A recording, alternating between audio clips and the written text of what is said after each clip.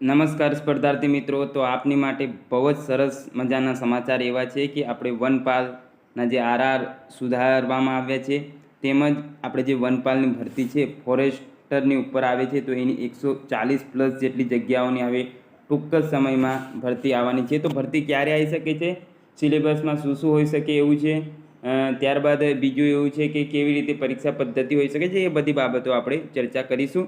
પહેલાં જે મારી જોડે માહિતી છે પ્રૂફવાળી, તે પહેલાં આપણે જોઈ લઈએ, પછી આપણે અંદાજ કાઢીએ કે કેવી ભરતી હોઈ શકે છે, એની કામગીરી શું હોય છે ને ખરેખર જોબ કેવી હોય છે એ બાબતે. તો સૌપ્રથમ આપણે જોઈએ, જે મિત્રો ફોરેસ્ટની ઘણા સમયથી તૈયારી કરી રહ્યા હતા તેમના માટે એક સારા સમાચાર છે. જે સ્પર્ધાત્મક પરીક્ષા માટેનો અભ્યાસક્રમ પણ બદલાયો. જે વનપાલના આરઆર સુધારવામાં આવે છે. ગ્રેજ્યુએટની જ ભરતી વયમર્યાદા 2 વર્ષ વધી.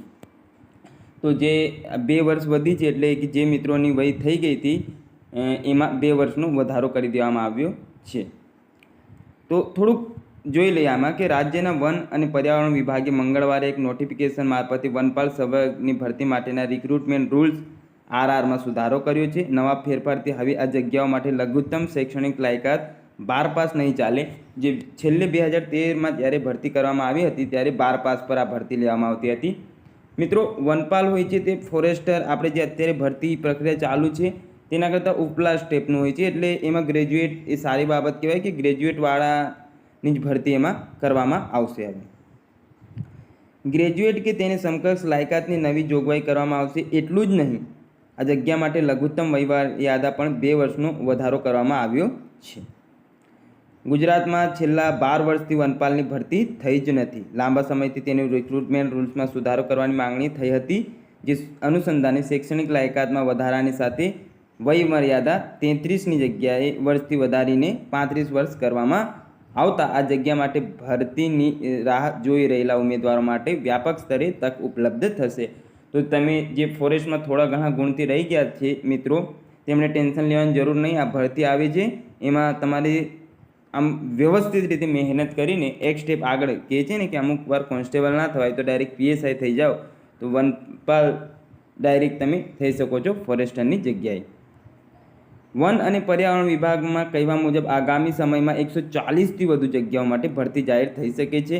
નવા રિક્રુટમેન્ટ રૂલ્સની સાથે સાથે વનપાલમાંથી જે કેડરમાં ભરતી મળે છે તે ફોરેસ્ટની જગ્યાઓ ભરવા માટે પણ ભરતીનો રેશિયો સુધારવામાં આવ્યો છે.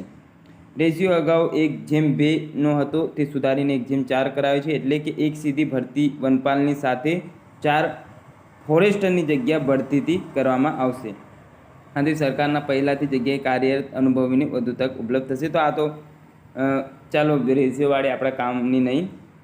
ત્યારબાદ આપણે જોઈએ કે યુવરાજસિંહ જાડેજા સાહેબ દ્વારા કહેવામાં આવેલ છે ને માહિતી મળેલ છે કે તારીખ 17/9/24ના રોજ ફોરેસ્ટર વનપાલ ભરતીના આરઆરમાં સુધારો કરવામાં આવ્યો. હવેથી સદર ભરતી અન્વયે લાયકાત માટે ગ્રેજ્યુએટ ડિગ્રી માન્ય.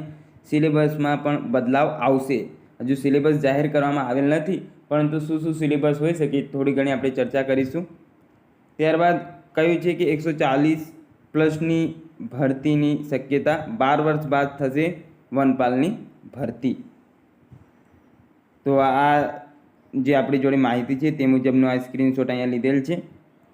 હવે આપણે થોડીક જોઈએ કામની વાતો કે વનપાલની ભરતી કેવી રીતે થઈ શકે છે. તો મિત્રો, આમાં આપણે જોઈએ તો 2 રીતે કદાચ એ લોકો ભરતી કરી શકે. જેવી રીતે અત્યારે પોલીસ ભરતી બોર્ડમાં છે કે ભાઈ પહેલે આપણે રનિંગ એટલે કે ફિઝિકલ લઈ લેવું.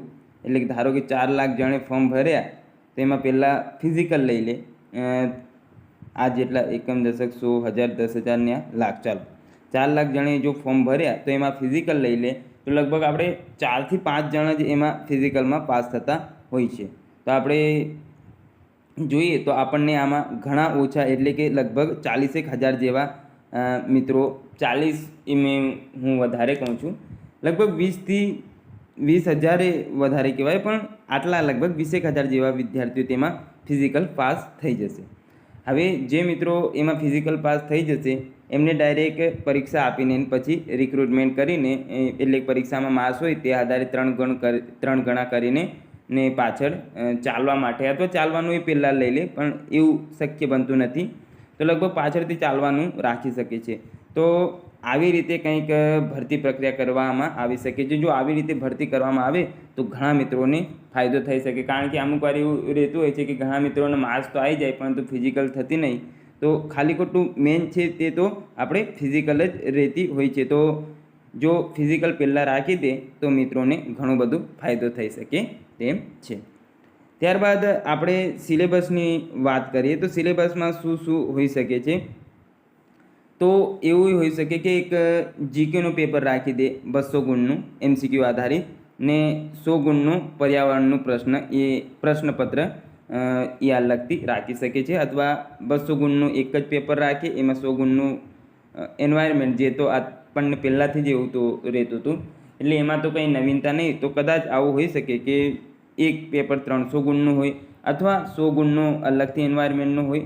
તો આવી રીતે ફેરફાર થઈ શકે છે. પરંતુ એક વાત ચોક્કસથી યાદ રાખજો, આમાં મેથ્સ રિઝનિંગ છે તે તમારે ખાસ કરવાનું જ રહેશે, કારણ કે 25% જેટલું તો તમારે મેથ્સ રિઝનિંગ આવશે. એટલે એના માટે તમે 100% તૈયાર રહેજો.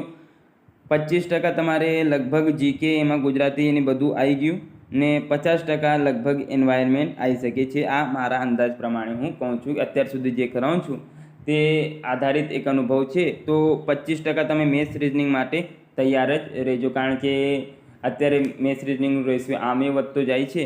તો એ સંદર્ભમાં આપણે આ વાત કહી રહ્યા છીએ. તો આ એક માહિતી આપણને મળેલ હતી જે તમારી સમક્ષ રજૂ કરી. તો જોરશોરથી આની તૈયારી હવે જ્યારે સિલેબસ ડિક્લેર થાય ત્યારથી કરી દેજો. પછી પાછું એવું ના થાય કે આટલા ગુણ આવ્યા એવું બધું ના થવું જોઈએ, કારણ કે હવે આ CCની જે સિસ્ટમ છે એના આધારિત તો બધાના ગુણ વધી જ જાય છે નોર્મલાઇઝેશનમાં મોસ્ટ ઓફના. તો આશા છે તમને આ માહિતી ગમી હશે. મળીએ નવા વિડીયોમાં, ત્યાં સુધી જોડાયેલા રહો, અને વિડીયો ગમ્યો હોય તો અવશ્યથી લાઈક કરજો.